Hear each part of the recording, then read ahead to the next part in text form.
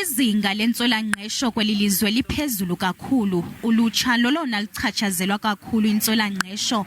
Isithembiso sokudalwa kwemisebenzi ngumyalezo soloko phambili xa kugaywa inkxaso liqela elilawulayo.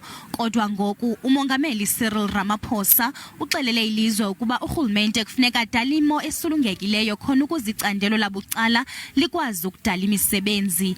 Ingcali yezemisebenzi ithi kunzima kurhulumente ukuba ibe nguye oqhuba iphulo lokudala. Our economy is one that is designed to be dominated by private sector.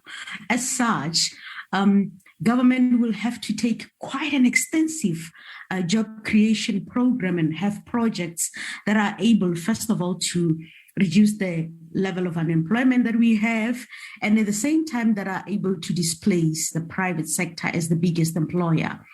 What, however, has come out contradictory for me and my take on now government saying it will create an environment conducive. That has always been the point of government in today's global economy that is interconnected, that is continuously changing, where the skills are moving in and out of an economy, and where work is not necessarily defined in the traditional terms. Kodwa ukuzicandelo labucala likwazi ukutyala imali yokudala imisebenzi kufuneka kubekho inguqu kwimigaqo-nkqubo.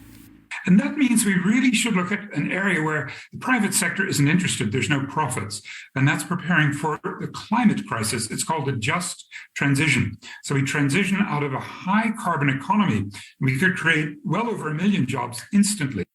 Nangona umongameli ezame ukucacisa indima karhulumente ekudalweni kwemisebenzi, uninzi lwabemibeli lusajonge kurhulumente ukuba babonelele ngemisebenzi.